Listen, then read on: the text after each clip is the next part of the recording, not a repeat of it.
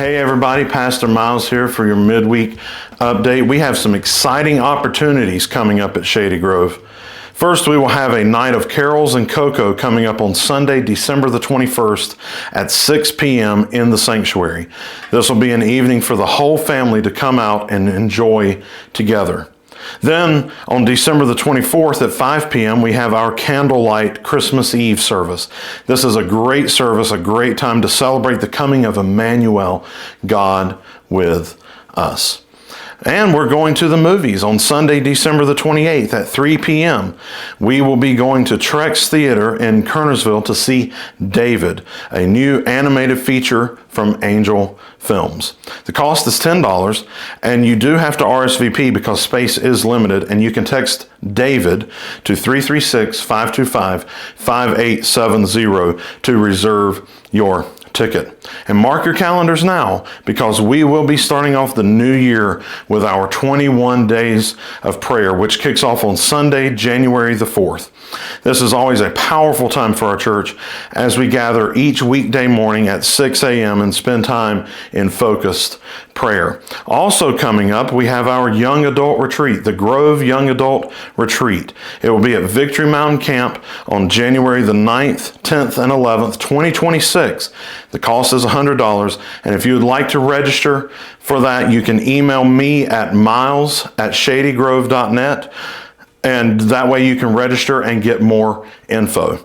Also coming up on January the 11th is our membership information class. That's Sunday, January the 11th at 4 p.m. If you are interested in that, just text the word info to our number 336-525-5870. Now, let's get into our devotional for this week. So I was reading in the book of Ephesians recently, and in chapter 5, Paul tells his audience that the days are evil. This description of the world sounds a lot like the world now. The world that Paul was describing then, 2,000 some years ago, sounds a lot like today. Marriages are upended, innocent lives are taken, people's lives are destroyed, nations fall. There's all sorts of problems going on. We don't have to look very far to see that something is wrong, and it is everywhere. See, evil flourishes where God is not recognized.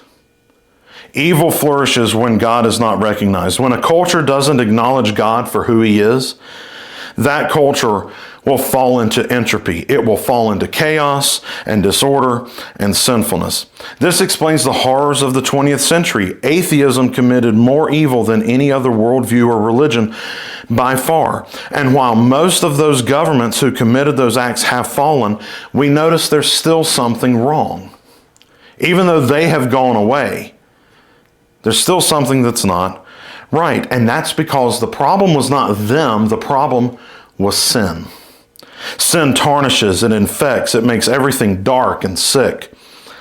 See, Paul's description of his world then sounds a lot like our world now. And if the illness of yesterday is the same illness of today, then maybe the cure is the same as well. So one way that I think about the meaning of Christmas is this: into the darkness, light has come. Into the darkness, light has come. See, light does a couple things. Light illuminates the darkness, but it also purifies the unclean. It illuminates, it shines a light on things, it exposes things as they really are, but then it purifies, it cleanses the unclean. So the days may be evil, but we serve a Lord, we serve a King who is not.